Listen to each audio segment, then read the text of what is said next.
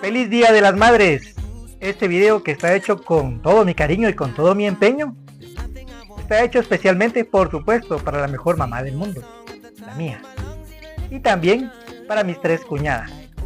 Sin embargo, también está dedicado para todas aquellas madrecitas lindas que vayan a ver este video, y especialmente para todas aquellas que han confiado en mí a diseñarle a sus hijos en la escuela que su servidor tiene, en la cual pues les he estado ayudando a desarrollar su potencial máximo, desarrollando una super memoria capaz de recordar cualquier cosa que ellos y ellas hayan visto, oído y leído que deseen recordar. Así es que, comencemos.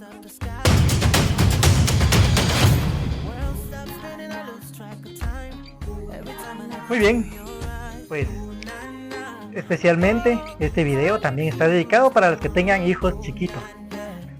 Y esto, me río yo, porque lo primero que se nos viene a la mente, los que tienen, no sé, niñitos de escuela, por así decirlo, ya cuando ya están universitarios, ya están grandes, diversificados, ya no son chiquitos, pero, pero estás equivocado. Todo es cuestión de perspectiva y cómo veas las cosas. Te pongo un ejemplo.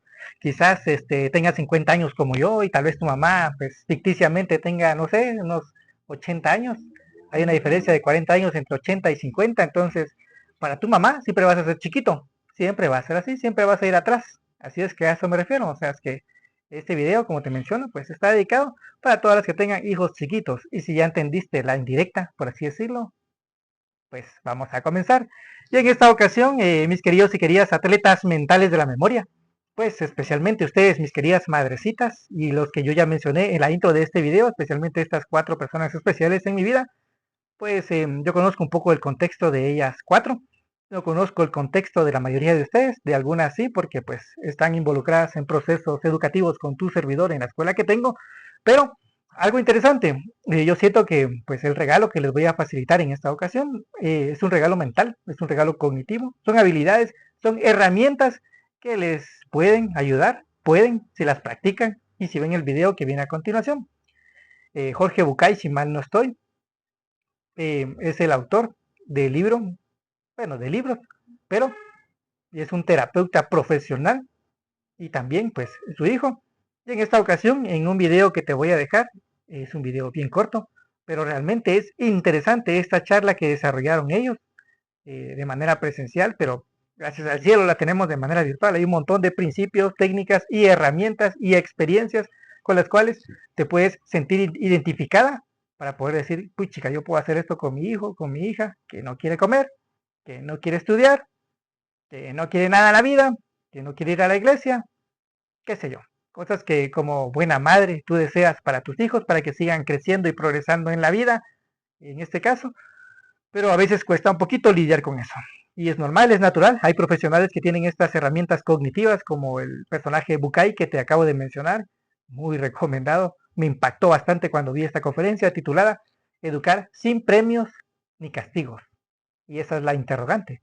¿Será que es posible educar sin premios y sin castigos? Pues si quieres saber eso, te invito a que me puedas acompañar en el siguiente video.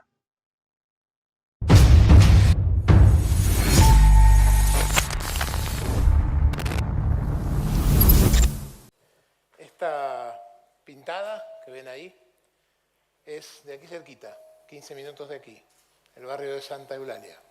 Exactamente una pared del Hospitalet de Llobregat. Y allí apareció esta pintada, que después apareció también en otros lados, en otros murales, en otras ciudades, en otros países, con el mismo texto. La verdad es que nosotros no sabemos muy bien cuál es la intencionalidad de quien hizo por primera vez esta pintada. Pero hemos querido traerla porque nos parece que este texto aplica a la perfección a lo que nosotros vamos a decir hoy respecto de este tema.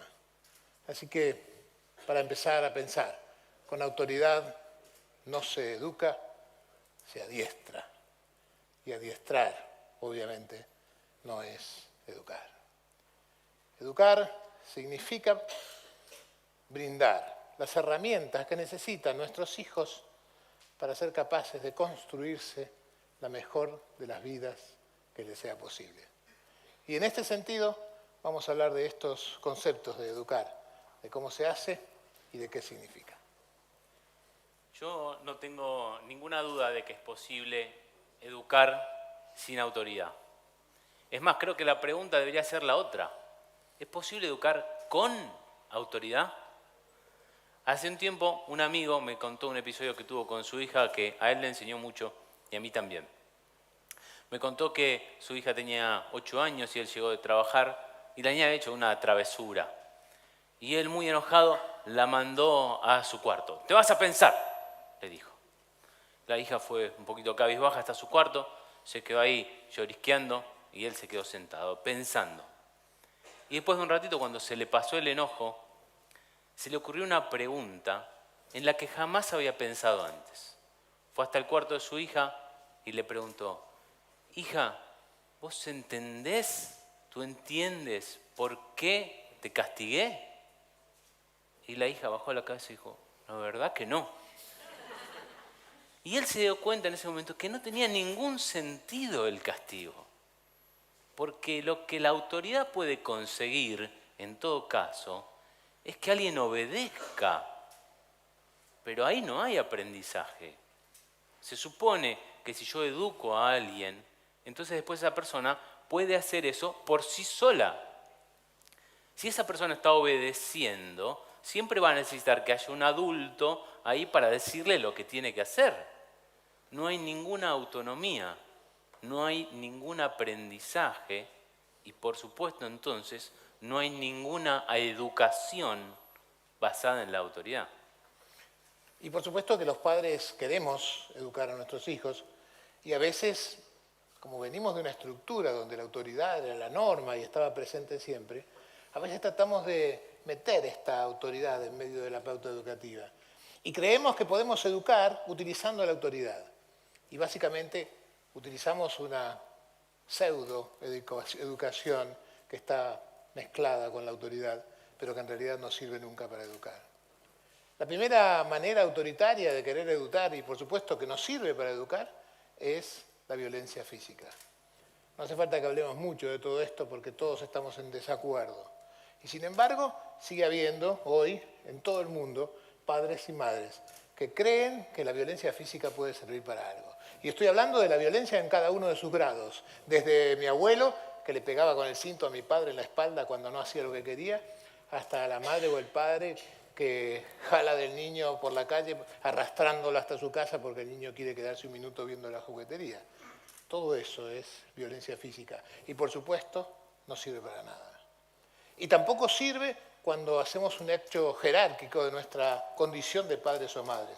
Como si fuera que ser padre o ser madre te confiere cierta propiedad sobre la verdad o sobre la sabiduría de las cosas. La frase favorita de estos autoritarios que quieren educar dice: y esto es así porque te lo digo yo. Y lo haces así porque lo digo yo. Y lo haces y así es y esto no se hace. ¿Y por qué? Porque lo digo yo. Como si fuera de verdad el dueño de la cosa. Cuentan que un día hasta la casa de un señor llegó un niño, Juanito. Llegó un poquito más tarde Juanito de lo que llegaba usualmente. Y entonces el padre le preguntó qué había pasado que llegaba tarde. Y Juanito le dijo: no, es que estuve con Pedro, mi amigo, y resulta que Pedro estaba llorando y me quedé con él consolándolo. ¿Y por qué estaba llorando Pedro? Porque había discutido con su papá. ¿Y por qué había discutido con su papá? Bueno, porque se pusieron a discutir sobre algo que la maestra había dicho y el padre le dio la razón a la maestra y entonces Pedro dijo que la maestra no era la que tenía razón y entonces se pusieron a pelear y entonces finalmente Pedro se quedó llorando. Y entonces el padre de Juanito le dijo: mal hecho, dile a Pedro que si el padre le dice que la maestra tenía razón, entonces la maestra tenía razón. Dice: ¿y tú cómo sabes? Dice: bueno, porque si el padre le dice, entonces será que el padre está avalando lo que la maestra dice. Sí, pero Pedrito dice que no tenía razón. Bueno, pero el padre de Pedro sabe más que Pedro. ¿Y tú cómo sabes si tú no lo conoces ni a Pedro ni al padre de Pedro? Bueno, es que los padres siempre sabemos más que los hijos. ¿Cómo que siempre saben más que los hijos? Sí, siempre saben más que los hijos. ¿Y tú sabes más que yo? Claro. ¿Y la madre de Martita sabe más que Martita? Sí, claro. ¿Y siempre es así? Sí.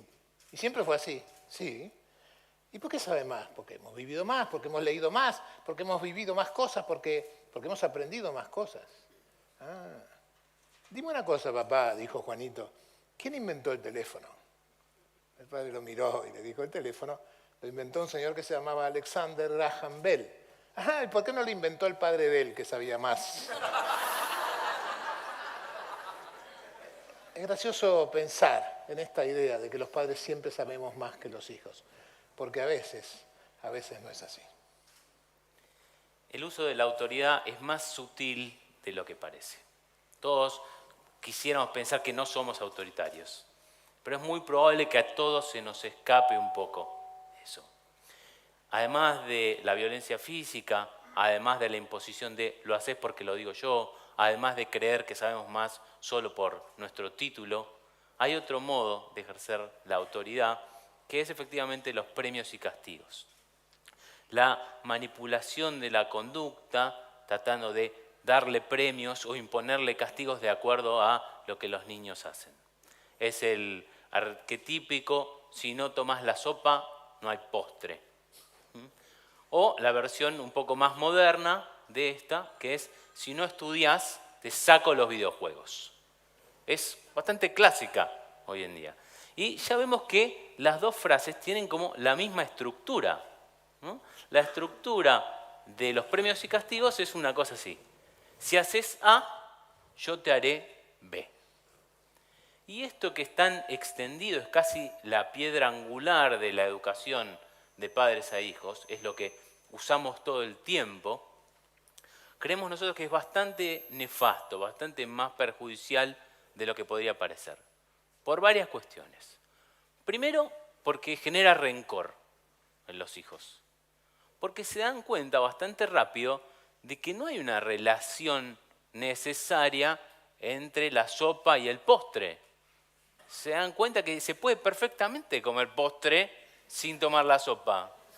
Y se puede perfectamente jugar a los videojuegos sin haber estudiado antes. Así que si vos me lo sacás, es un capricho tuyo. Y se dan cuenta muy rápido.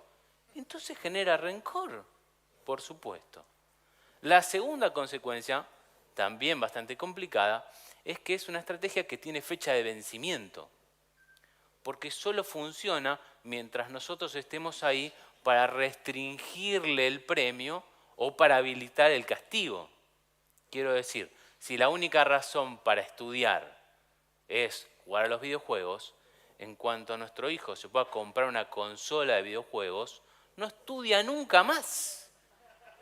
Así que de cara al futuro, no hemos ganado absolutamente nada de educación con esto. Hemos conseguido que haga lo que le decimos en el momento, pero nuevamente eso no es educar.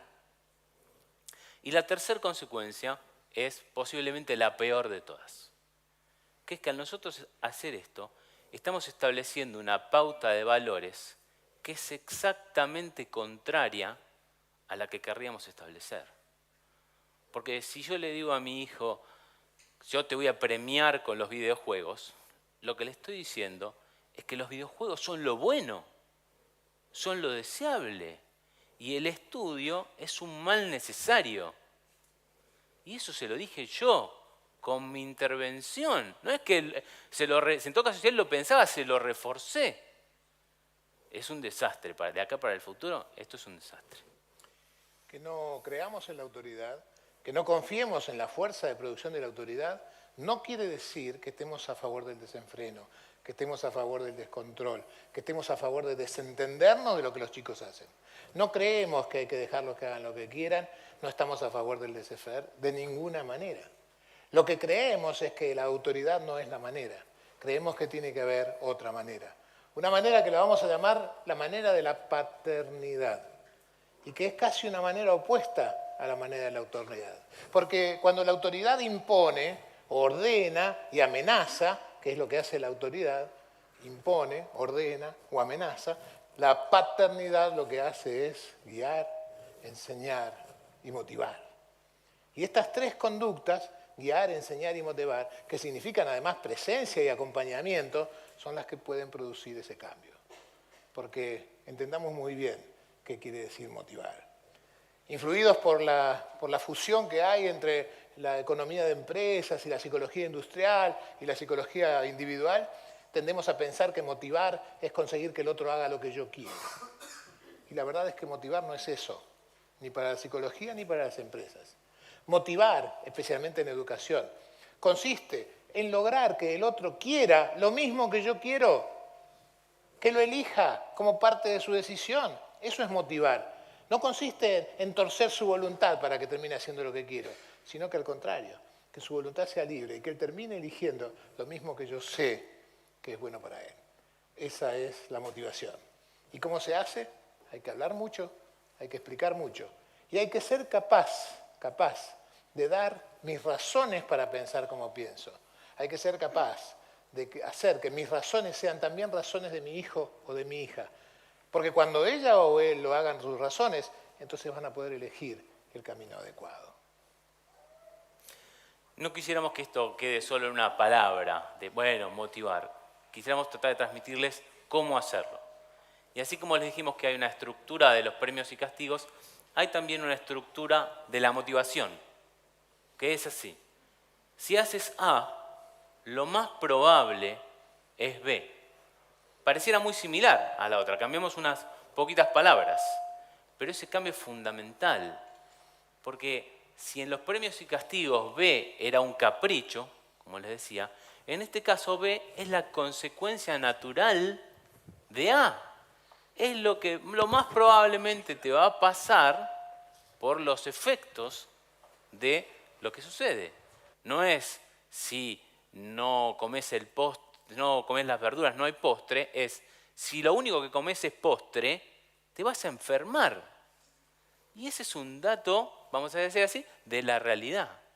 Es muy importante tener buenos argumentos y es muy importante que yo sepa cuáles son las razones por las cuales quiero que mi hijo haga determinada cuestión. Si yo no lo sé, difícilmente se lo voy a poder explicar.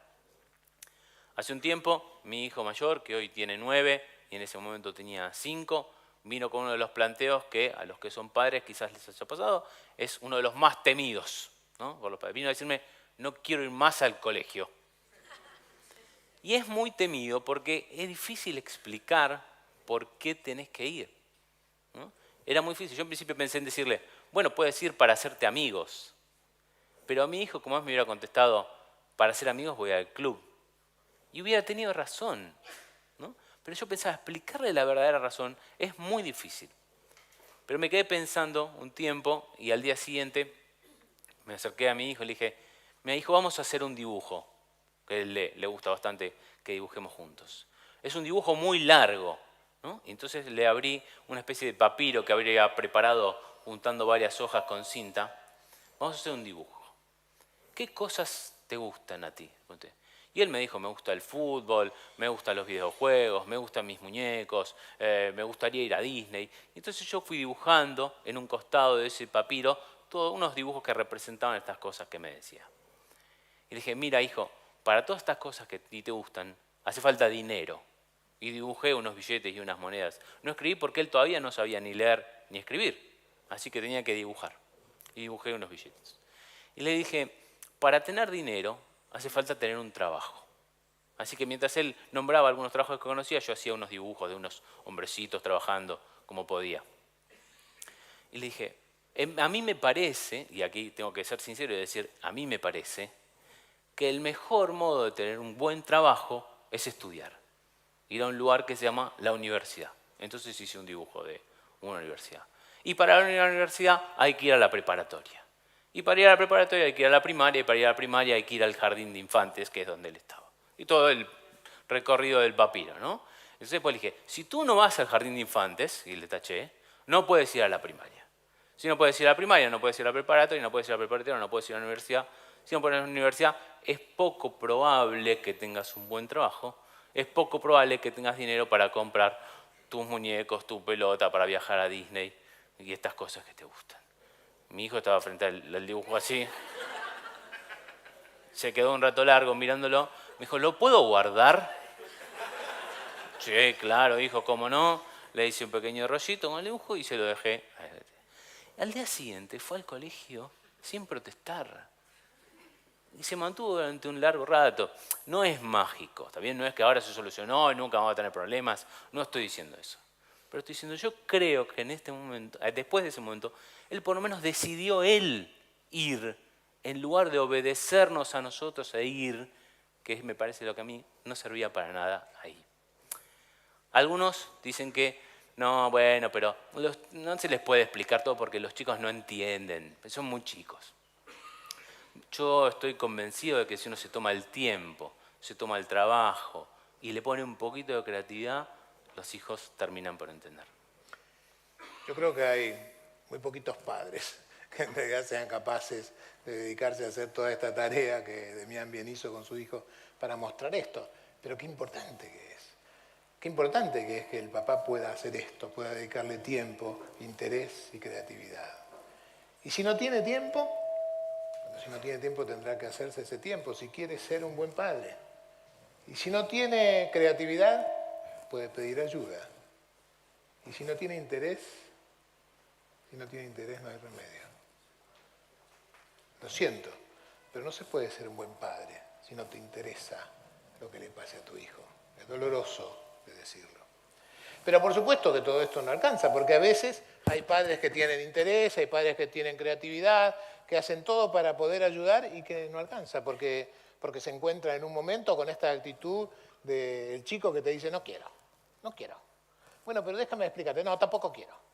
Bueno, pero realmente yo quiero explicarte porque quiero que entiendas, no me interesa. Pero es que no estoy de acuerdo.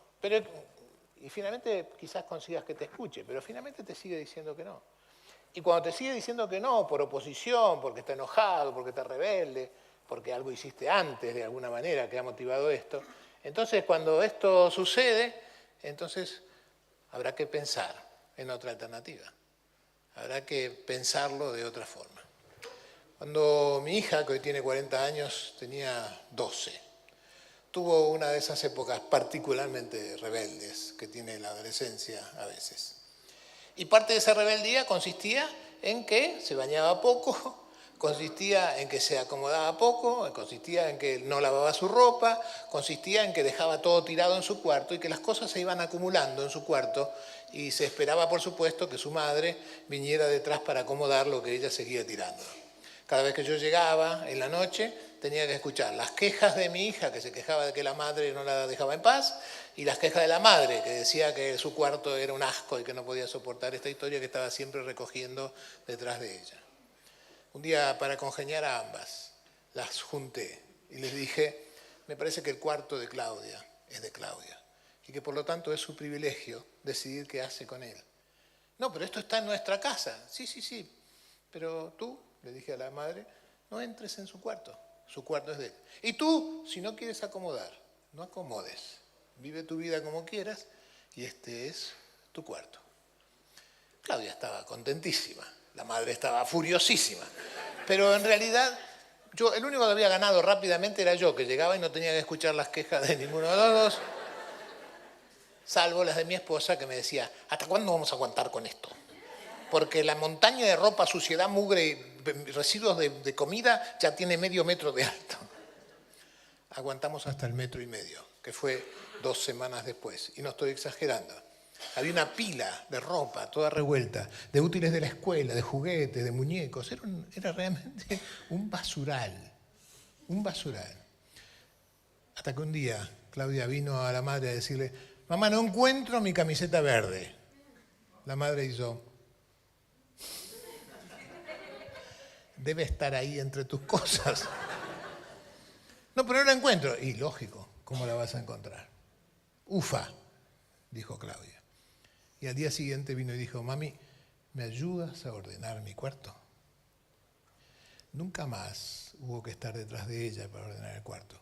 Claudia había aprendido por experiencia que a ella no le convenía de ninguna manera acumular las cosas sin ordenarlas.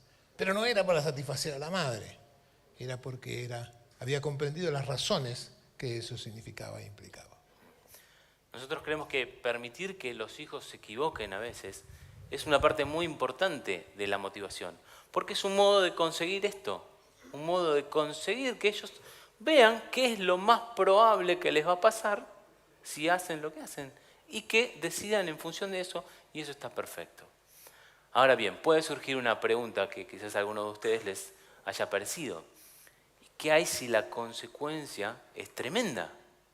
¿Qué hay si el riesgo de dejarlos que se equivoquen es demasiado alto? ¿Qué hay si su vida está en riesgo? O si se corre la posibilidad de que sea un perjuicio irreversible. ¿Qué si viene nuestro hijo de 14 años a decirnos que quiere agarrar el auto y llevarlo a 150 kilómetros por la autovía? Lógicamente, en estos momentos habrá que decirle que no y habrá que imponer un no. Y quizás alguno me diga, ¿pero imponer no es autoridad? Sí, por supuesto, imponer es autoridad. Lo que no es esto es educar. Esto no es educar. Si yo le digo que no y le impongo que no y no entiende las razones, no hay educación, hay cuidado. Y está bien. A veces los padres tenemos también que cuidar a nuestros hijos, pero tenemos que saber y estar seguros de que en esos momentos no los vamos a estar educando. Vamos a sacrificar temporalmente la educación para cuidarlos. Y tener muy en claro que respecto de este punto no los hemos educado para volver sobre eso en otro momento. ¿Sí? A veces elegimos cuidar y no educar. La minoría de las veces. La mayor parte de las veces tenemos que privilegiar la educación. Porque si los andamos cuidando de todo y no dejando que se equivoquen de nada, no van a aprender. Y entonces no los vamos a ver educados. Pero tener muy claro esto, estas son cuestiones excepcionales, pero como regla general, privilegiamos la educación. Algunas veces en la vida, educando a un hijo, te va a pasar que tu hijo va a querer hacer algo que es seriamente peligroso para su integridad, o que le va a producir un daño irreversible, y que por urgencia o por lo que fuera, no hay manera de dejarlo correr, no hay manera de dejarlo hacer. Es allí donde uno tiene que tomar la decisión de excepción, que es, ok, esta vez no pude educarlo, solo pude cuidarlo y no pude educarlo. Pero qué bueno sería que en algún lugar yo me anote, me debo esta, le debo esto. En algún momento voy a sentarme con él para poder educar en esto, porque he fracasado en este momento, porque tuve que anteponer el cuidado. Como padres, como hijos y como terapeutas, que somos los dos, hemos aprendido en nuestra vida, cada uno por su lado, y hemos coincidido después, cuando sentamos a hablar con ellos, que una familia que educa con métodos autoritarios consigue hijos obedientes, competitivos y exigentes. Y hay gente que eso le encanta como resultado para sus hijos.